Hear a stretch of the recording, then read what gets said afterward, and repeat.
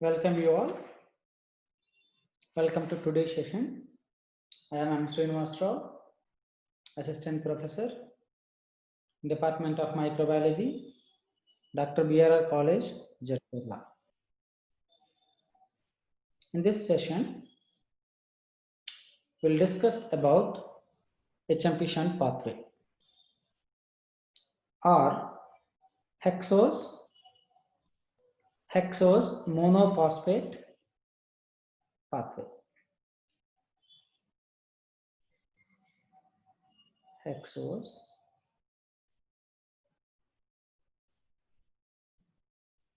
monophosphate pathway. We are discussing these topics as a part of aerobic respiration.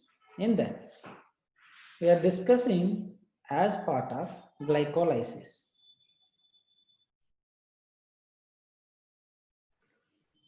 You all know that glycolysis is nothing but breakdown of the glucose into simpler substances. Hence, ATP is generated.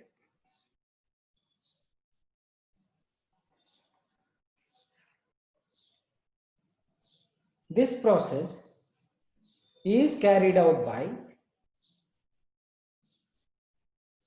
various microorganisms in different pathways. In previous session, we discussed about EMP pathway carried out in few of the microorganisms. In today's session, we'll talk about HMP pathway. This HMP pathway are we call as pentose phosphate pathway. The second pathway, the pentose phosphate pathway, it operates under both the conditions, aerobic and anaerobic conditions, and it is an anabolic and catabolic process. And it is an anabolic and catabolic process. Previously seen pathway, that is an EMP pathway, purely a catabolic pathway. But where HMP pathway is an anabolic or catabolic, both the process we can notice. It begins with the oxidation of the glucose. It begins with the oxidation of the glucose to the glucose 6-phosphate to the 6-phosphogluconate. It is one of the crucial steps occurs in the pathway. The glucose is a 6-carbon molecule, undergoes phosphorylation with the addition of ATP molecule, addition of phosphate molecule after breakdown of the ATP into ADP with an enzyme 6-phosphoglucose hexakinase in the presence of magnesium ion, and you get glucose 6-phosphate. Now glucose 6-phosphate converted to 6-phosphogluconate. Here reduction takes place. This is the process reduction, and this is mediated by an enzyme glucose 6-phosphate dehydrogenase. This is mediated by an enzyme called as glucose 6-phosphate dehydrogenase, where NADP, nicotinamide adenine diphosphate, converted to NADPH2.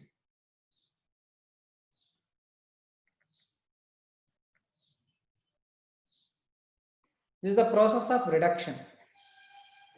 It's one of the crucial process. And this is followed by again oxidation. The oxidation of the 6-phosphogluconate to ribulose 5-phosphate by releasing carbon dioxide. Among three pathways, EMP, HMP and ED pathways. This is the only pathway where you get carbon dioxide. It's one of the essential component. We'll discuss it in later. Carbon dioxide. And carbon molecule removed from the 6-phosphogluconate in the form of carbon dioxide and 6-phosphogluconate converted to ribulose 5-phosphate. This is mediated by it is an intermediary step where NADP get converted to NADPH2 and addition of water molecule takes place and carbon dioxide is going to remove, means here there is a water molecule is added, carbon dioxide is removed, reduction takes place with an enzyme called as phosphogluconate dehydrogenase.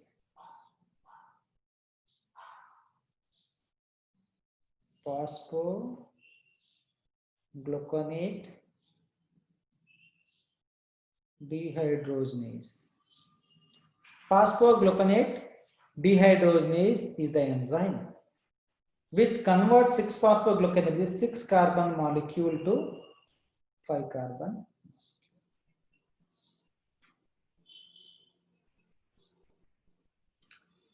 This process is not exclusively involved by one molecule of glucose. At a time, 3 molecules of glucose can be converted to 3 glucose 6-phosphates, 3 6-phosphogluconates, and 3 ribulose bisphosphates. 3 ribulose bisphosphates. Now these ribulose bisphosphate, ribulose 5-phosphate. Now this is ribulose 5-phosphate. 3 molecules of ribulose biphosphate converted to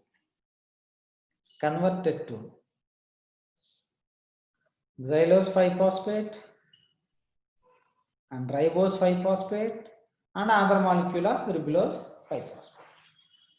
There are 3. All the ribose, xylose, ribulose, all these are pentoses. All they are pentoses. In this particular system or pathway, there are 2 key enzymes involved. There are 2 key enzymes involved in transformation of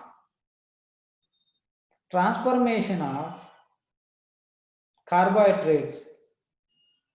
They are trans-ketolase enzyme, another one is trans-aldolase enzyme. Trans-ketolase and trans-aldolase. These 2 are the key enzymes which will transfer aldol group and keto group from one to another. They interconvert the molecules. Here we can see the synthesis of new molecules. First is this xylose 5-phosphate and ribulose 5-phosphate together combine each other in the presence of trans-ketolase enzyme. This trans-ketolase enzyme, with the combination of these 2 molecules, can be break down to 1 molecule of glyceraldehyde 3-phosphate and 1 molecule of pseudoheptalose 7-phosphate. Now this is a 7-carbon, this is 3-carbon, the carbon ratio is 7:3:10, this is 5:5:10. But you got very peculiar compound pseudoheptalose 7-phosphate and glyceraldehyde 3-phosphate.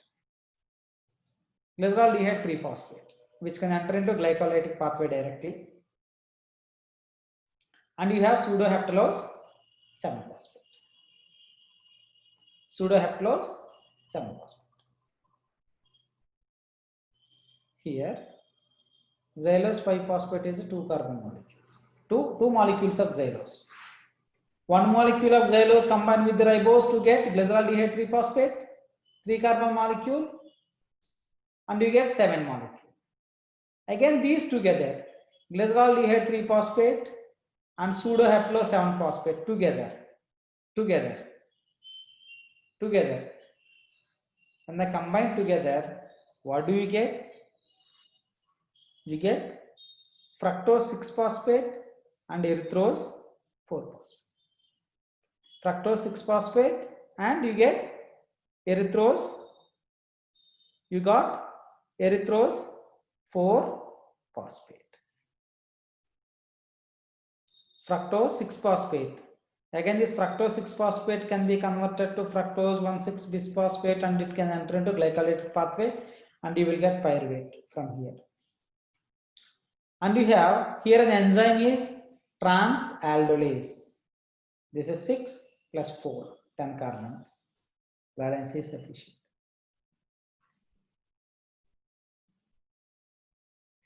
Now you have a 4-carbon molecule, erythrose 4-phosphate. Now this erythrose 4-phosphate combines with another molecule of xylose 5-phosphate. 4 plus 5, 9.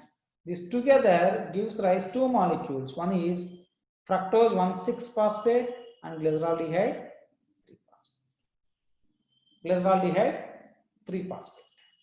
Means during HMP pathway, you get 2 glyceraldehyde 3-phosphates and 2 fructose 6-phosphates. This is 1 fructose 6-phosphate. This is another molecule of fructose 1,6-phosphate. And here 1 molecule of glyceraldehyde 3-phosphate. This is another molecule of glyceraldehyde 3-phosphate. All these will enter into the glycolytic pathway to produce pyruvate. But you got one of the compounds, xylose, pseudoheptalose, ribulose, and you got carbon dioxide. So 6-phosphate can be changed back to glucose 6-phosphate, and 3-phosphate is converted to pyruvate, and this fructose is also converted to pyruvate. And hence, what happens? Glucose 6-phosphate with NADPH is converted to carbon dioxide and you get NADPH2. In this particular pathway, you no way notice substrate level phosphorylation. There is no substrate level phosphorylation. Only it will produce reduced components like NADH2 or NADPH2. And later these are used for the synthesis of ATP.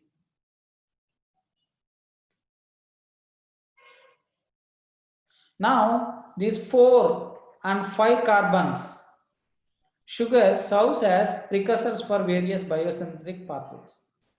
Erythrose 4-phosphate used to synthesize aromatic amino acids. And ribose 5-phosphate is a major component of nucleic acids. Ribulose 5-phosphate is the primary CO2 acceptor in photosynthesis. Ribulose 5-phosphate plus CO2, we have seen Kelvin-Malvin cycle, where ribulose bisphosphate with carboxylation you will get glucose. Means it will be used for the synthesis of again glucose. And ribose is a part of nucleic acids. Erythrose used for the synthesis of aromatic amino acids. These are the benefits with the HMP shunt pathway. And NADPH is also used to reduce glutathione. Glutathione helps to prevent oxidative damage to cell by reducing hydrogen peroxide. Means they will reduce hydrogen peroxide H2O2 into H2 plus H2O plus O2. Now glutathione is also used to transport amino acids across the membrane of certain cells. And generation of 5-ribose phosphate helps in the synthesis of purines. And when NADPH levels are low, the oxidative reactions of the pathway can be used to generate ribose 5-phosphate. Synthesis of nucleotide biosynthesis. When NADPH levels are high, the reversible non-oxidative portion of the pathway can be used to generate ribose 5-phosphate for the nucleic acid biosynthesis from fructose 6-phosphate and glyceraldehyde 3-phosphate. In any way, if we notice the HMP shunt pathway or HMP shunting, because glucose 6 carbon is shunted to 5 carbon, but it is a catabolic and anabolic pathway where the oxidation takes place, and reduced molecule like NADPH2 will be synthesized, and numerous number of precursors, new precursors with the different carbon numbers like erythrose 4-phosphate, pseudoheptulose 7-phosphate, and ribose 5-phosphates are synthesized, and xylose 5-phosphate. All these are used as a precursors for synthesis of few other more metabolites in the cellular system. It is one of the important pathway carried out in microorganisms. It is one of the important pathway carried out in the microorganisms, and it is one of the important pathway used to synthesize many more components in plants itself. It's usually carried in plants and red blood cells and in microorganisms.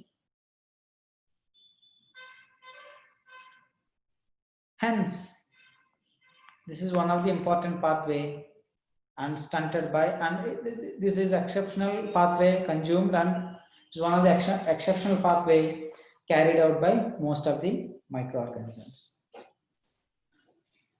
Another pathway is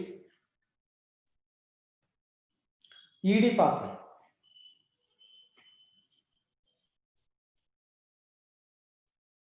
ED pathway. This ED pathway, you call it as Entner-Durdorf pathway.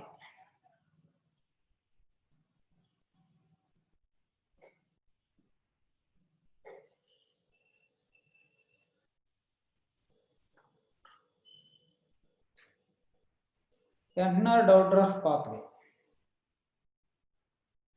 Some bacteria and archaea use an alternative pathway of glycolysis, ED pathway. This pathway is used by many aerobic bacteria such as Pseudomonas, Rhizobium, Azotobacter, Agroba, Xanthomonas, Thiobacillus, and here the net yield of ATPs are very less. Net yield is only 2, and it is the pathway where we get less amount of substrate level phosphorylated molecules. In this pathway, glucose 6-phosphate is oxidized to 6-phosphogluconate as in HMP shunt pathway. Here reduction takes place and again converted to 2-keto-3-deoxygluconate KDG with an enzyme, a specialized enzyme, 2-keto-3-deoxy-6-phosphogluconate KDGP. KDGP, an enzyme. 2-keto-3-deoxy-6-phosphogluconate.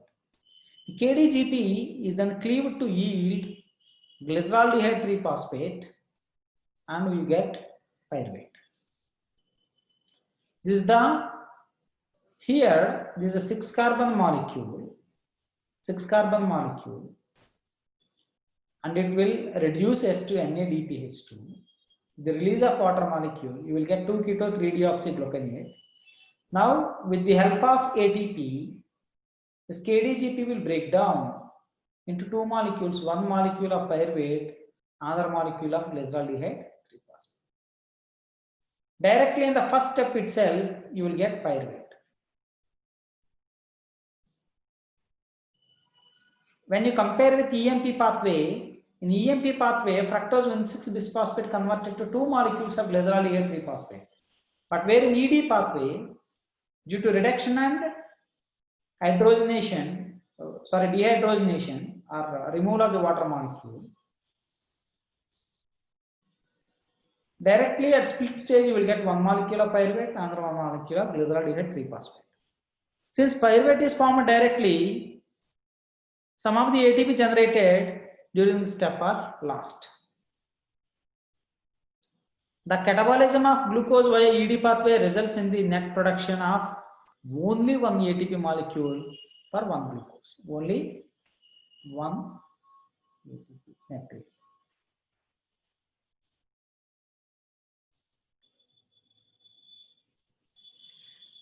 Another difference between ED pathway and EMP pathway is the ED pathway, the reduced coenzyme NADPH is generated from NADP here. Generally, NADPH is used in metabolic reactions that generates ATP, where NAD plus and NADPH are used in biosynthetic reactions that build up molecules needed by the cell from simpler substrates. The ED pathway provides an important mechanism for producing NADPH, and the 3-carbon building block that are used in biosynthetic reactions, where the need of them is greater than the need of ATP. Cell usually behaves very cleverly. It behaves very cleverly. For synthesis of required components, sometimes it will not consider about generation of energy. No matter whatever. Energy is not important. A crucial component is important to run other cellular activities. Hence, the microbial cell, according to its existence and availability and requirement, it chooses a particular kind of pathway through which it synthesizes its required components. Hence, the microorganisms like Pseudomonas, Rhizobia, Azotobacter, and some of the Archaebacteria, and some of the Archaebacteria like Halobacterium, Saccharovirium, Alkaligens, Achromobacter, Clostridium, Rhodobacter. These organisms, they undergo the modified ED pathway and they carry out this process and synthesize NADPH. The rest process is similar. Glyceraldehyde 3-phosphate converted to pyruvate is a common glycolytic pathway. A common glycolytic pathway. And where they produce ATP. Where they produce ATP.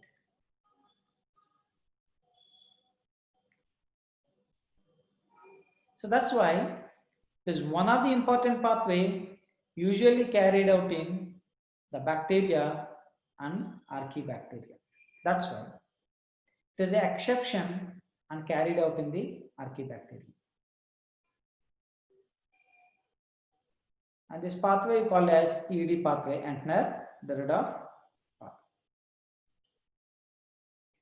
With this, we have completed 3 pathways of glycolysis.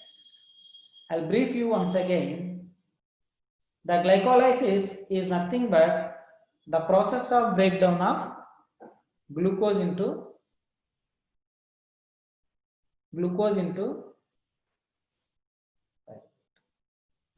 it can occur in 3 pathways, that is EMP pathway, HMP pathway and ED pathways according to their requirements.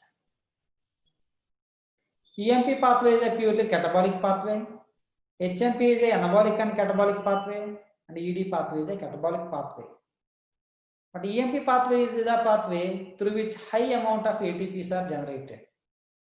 But HMP pathway and ED pathway are the pathways through which a special components and precursors required for synthesis of other components are synthesized by using these pathways. So the glycolysis pathway is one of the important and fundamental first metabolic process occurs in cellular respiration. In next sessions, we'll discuss about the fate of pyruvate and next cellular respiration.